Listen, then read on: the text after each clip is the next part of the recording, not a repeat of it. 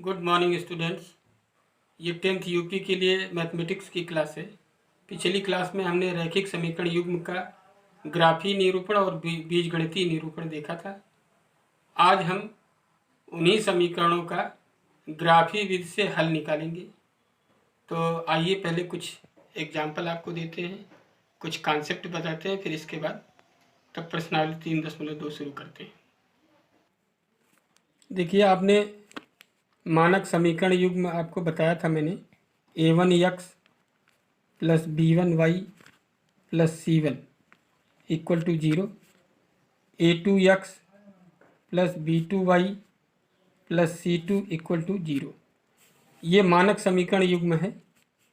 ये भी मैंने बताया था कि a1 जो है पहले समीकरण में x का गुणांक है, b1 पहले समीकरण में y का गुणांक और c1 जो है अचर पद है, यानी कोई संख्या है। और दूसरे समीकरण में x का गुणांक a2, y का गुणांक b2 और अचर पद c2। अब a1 a2 b1 b2 और c1 c2 से ही समीकरण के बारे में कि कौन सा समीकरण युग्म किसका एक हल है, किसका अपरिमित रूप से अनेक हल है और किसका कोई हल नहीं है, ये सारी चीज़ें हम आज की क्लास में अध्ययन करेंगे। मैंने आपको 3 स्थितियों के बारे में बताया था कि जब ग्राफ पर हम प्लाट करते हैं तो समीकरण युग्म की 3 स्थितियां बनती हैं।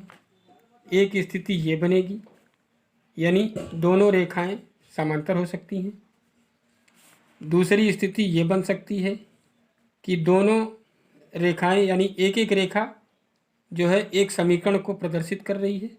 दोनों रेखाएं किसी बिंदु पर प्रतिच्छेद कर सकती हैं। और तीसरी कंडीशन जो है वो दोनों रेखाएं एक ही पर स्थित होंगी, यानी वो समपाती हो सकती है, यानी दोनों समीकरण एक ही रेखा को प्रदर्शित कर सकता है। तो अब किस स्थिति में क्या होगा, जिसे जब एक बिंदु पर प्रतिच्छेद करेगी तो इसका एक हल होगा या अद्वितीय हल होगा। जब किसी बिंदु पर प्रतिच्छेद नहीं कर रही यानी समांतर हैं दोनों रेखाएं, तब इसमें कोई हल नहीं होगा। और जब दोनों समीकरण जो है एक ही रेखा को प्रदर्शित करता है यानी समपाती हैं, तब इसमें जो है अनेक हल होंगे। अब किसमें संगत होगा, किसमें असंगत होगा, ये सारी चीज़ें अभी मैं एक चार्ट के माध्यम से आपको सब बता रहा हूँ। तो चार्ट को पहले देखते हैं, फिर इसके बाद तब आगे पढ़ाई शुरू करते हैं। देखिए, ये 2 चरों में एक रैखिक समीकरण युग्म द्वारा निरूपित रेखाओं का व्यवहार तथा हल के अस्तित्व। अब देखिए, अब ये रेखा युग्म हमने समीकरण लिया है तीनों के लिए, प्रत्येक स्थिति के लिए।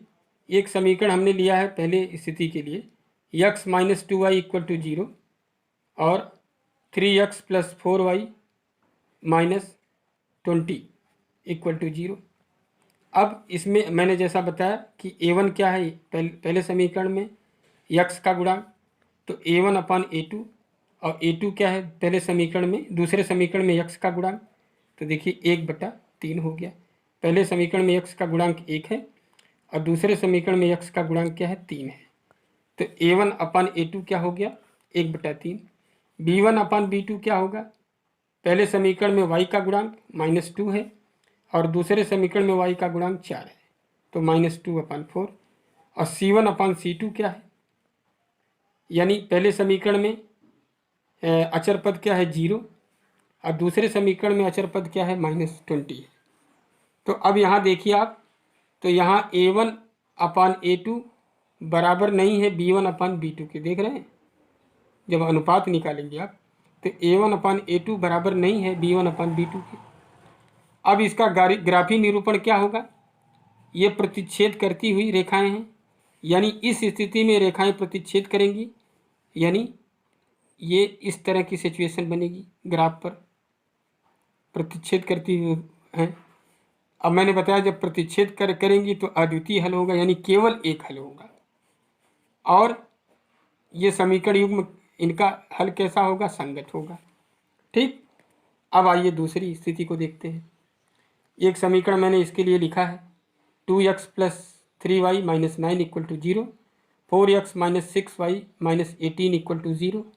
अब देखिए इसमें a1 आपका 2 है और b1 3 है और c1 माइनस 9 है, और इसमें a2 4 है, b2 6 है और c2 माइनस 18 है। अब करते हैं a1 अपान a2 यानी 2 अपान 4 हो गया। 2 अपान 4 को जब सॉल्व करेंगे तो 1 अपान 2 हो जाएगा, 2 एक 2, 2 दूना 4। अब b1 अपान b2 को देखते हैं तो ये b1 अपान b2 यानी 3 अपान 6, इसको भी कट करेंगे, 3 1 जा 3, 3 2 जा 1 अपान 2 ही होगा। और c1 अपान c2 यानी माइनस 9 अपान माइनस 18, इसको जब काटेंगे तो 9 एक 9, 9 दूना 18, एक भी ये भी 1/2 आ जाएगा, यानी यहाँ भी 1/2, यहाँ भी 1/2, यहाँ भी 1/2, यानी a1 अपान a2, b1 अपान b2 और c1 अपान c2 तीनों बराबर है। अब तीनों बराबर है तो ये रेखाएं संपाती होंगी, यानी एक रेखा के ऊपर माने दोनों समीकरण को एक ही रेखा प्रदर्शित करेगी। ये इस तरह की सिचुएशन बनेगी। अब समीकरण युग्म का अपरिमित रूप से अनेक हल होगा और यहाँ भी हालांकि आश्रित होगा समीकरण युग्म, लेकिन यह है कि ये संगत ही कहलाएगा। अब आइए तीसरी सिचुएशन को देखते हैं। एक समीकरण युग्म मैंने लिया है x plus 2y minus 4 equal to 0, 2x plus 4y minus 12 equal to 0। अब यहाँ a1 अपान a2 करते हैं तो 1 अपान 2, b1 अपान b2 करते हैं तो 2 अपान 4, इसको भी कट करेंगे तो 1 अपान 2 हो जाएगा। c1 अपान c2 करते हैं तो माइनस 4 अपान 12 हो जाएगा, इसको कट करेंगे तो 4 एक 4 और 4 3 12, 1 अपान 3 हो जाएगा। यहाँ 1 अपान 2, यहाँ 1 अपान 2, यहाँ 1 अपान 3, इसका मतलब क्या हो गया, a1 अपान a2 बराबर है b1 अपान b2 और बराबर नहीं है c1 अपान c2, यानी रेखाएं समांतर होंगी। ये इस तरह की सिचुएशन बनेगी, अभी मैंने बताया आपको। तो इस स्थिति में क्या होगा, कोई हल नहीं होगा और ये असंगत होगा। तो इसके बारे में और भी चीज़ें अभी मैं बता रहा हूँ। अब देखिए, एक रैखिक समीकरण युग्म जिसका कोई हल नहीं होता, रैखिक समीकरणों का असंगत इनकंसिस्टेंट युग्म कहलाता है। कोई हल किसमें नहीं होगा, इसमें होगा, इस स्थिति में जहाँ समांतर है। एक रैखिक समीकरण युग्म जिसका हल होता है, रैखिक समीकरणों का संगत यानी कंसिस्टेंट युग्म कहलाता है। ये अद्वितीय हल है। तुल्य रैखिक समीकरणों के एक युग्म के अपरिमित रूप से अनेक हल होते हैं। जब ये स्थिति बनेगी, अपरिमित रूप से अनेक हल होते हैं। इस युग्म को दो चरों के रैखिक समीकरणों का आश्रित यानी डिपेंडेंट युग्म कहते हैं। आश्रित युग्म भी सदैव जो है संगत होता है, यानी ये संगत है इस कंडीशन में, यहाँ भी संगत है और यहाँ असंगत है। तो ये चीज़ें आपको बताना बहुत ज़रूरी है। अब आइए प्रश्नावली के प्रश्नों को देखते हैं। देखिए प्रश्नावली 3.2 का पहला क्वेश्चन देखते हैं। निम्न समस्याओं में रैखिक समीकरणों के युग्म बनाइए और उनके ग्राफी विधि से हल ज्ञात कीजिए। अब पहला देखिए, कक्षा 10 के 10 विद्यार्थियों ने एक गणित की पहेली प्रतियोगिता में भाग लिया। यदि लड़कियों की संख्या लड़कों की संख्या से 4 अधिक हो तो प्रतियोगिता में भाग लिए लड़कों और लड़कियों की संख्या ज्ञात कीजिए। तो आइए इसको ग्राफी विधि से सॉल्व करते हैं। देखिए पहला क्वेश्चन था आपका, कुल विद्यार्थी 10 हैं, तो मान लीजिए माना लड़कियों की संख्या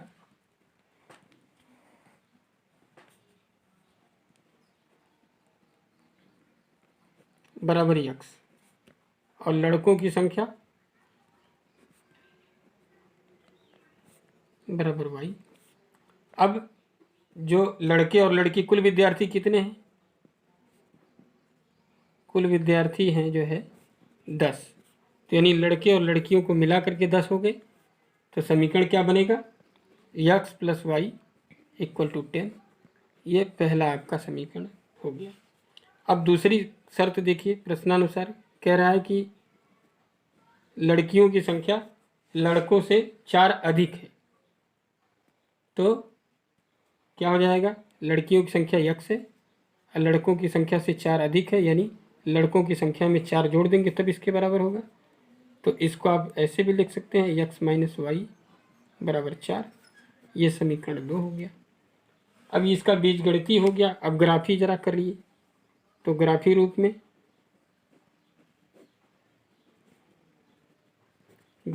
में समीकरण 1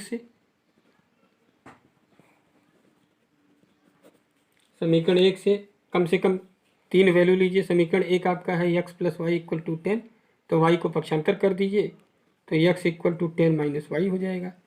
अब 3 मान इसका लिख लीजिए, इसी को हम प्लाट करेंगे।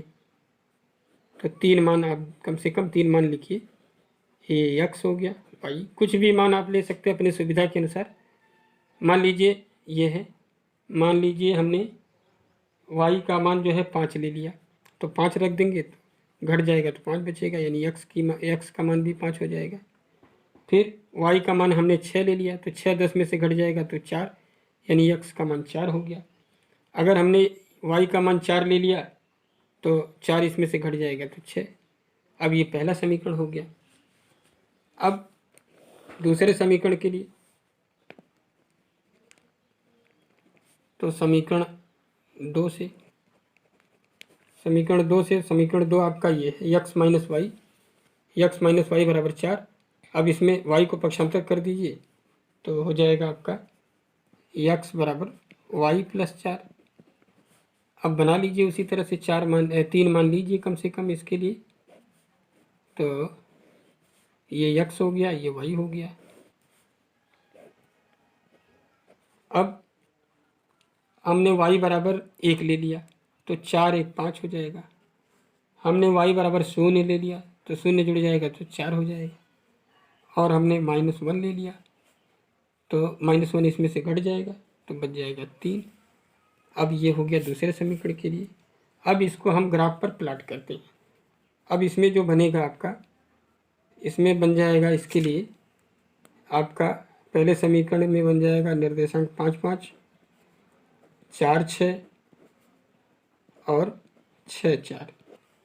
और इसमें क्या क्या बनेगा, इसमें बन जाएगा 5 1 4 0 और 3 ऋण 1। अब इसको ग्राफ पर प्लॉट करते हैं। आइए देखिए।